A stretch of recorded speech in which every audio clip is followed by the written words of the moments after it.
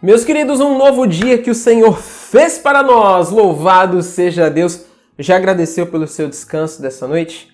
Por você ter despertado para mais um dia? Que bom, meus queridos, estamos juntos para poder fazer a leitura e a reflexão do Evangelho de hoje. Vamos pegar aqui a nossa palavra, então, no Evangelho de São Mateus, no capítulo 9, versículo 14. Evangelho de São Mateus, capítulo 9, versículo 14, que diz assim: Então, os discípulos de João, dirigindo-se a ele, perguntaram: Por que jejuamos nós e os fariseus, e os teus discípulos não?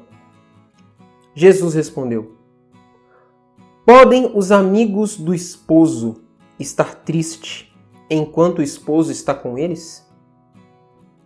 Dias virão em que lhes será tirado o esposo. Então eles jejuarão. Ninguém põe um remendo de pano novo numa veste velha, porque arrancaria uma parte da veste e o rasgão ficaria pior. Não se coloca tampouco vinho novo em odres velhos. Do contrário, os odres se rompem, o vinho se derrama e os odres se perdem. Coloca-se, porém, o vinho novo em odres novos, e assim tanto um como o outro se conservam. Palavra da nossa salvação. Glória a vós, Senhor. Muito bem, amados. Veja só, Jesus aqui fala sobre o jejum. A prática do jejum, meus queridos, que é tão importante para nós, e eu vou dizer o seguinte, que o jejum, ele nos ajuda a ter autocontrole. É verdade, porque o jejum, ele ajuda você a dominar seus próprios instintos. Hoje eu vou fazer jejum de chocolate. Eu adoro chocolate. Aí no dia que você resolve fazer jejum de chocolate, uma pessoa vem te dar um bombonzinho, né? Coloca um bombonzinho na sua mesa. Olha, pra você. Ai, que beleza, né?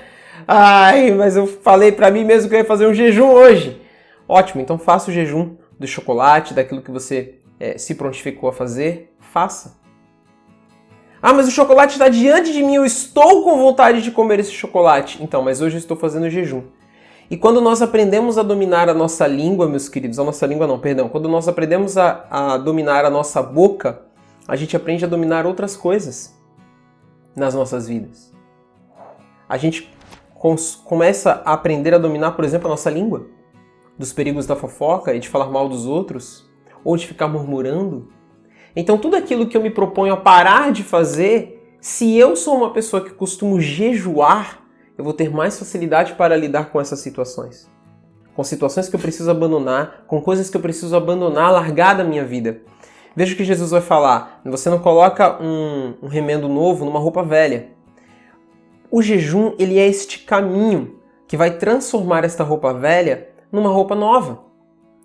Por quê? Porque como que eu vou pegar algo que é de Deus, algo que é novo, algo que é puro, algo que é santo e vou colocar em algo que está estragado? Não tem como. O jejum ajuda a cada um de nós, meus queridos, a tirar esse estrago.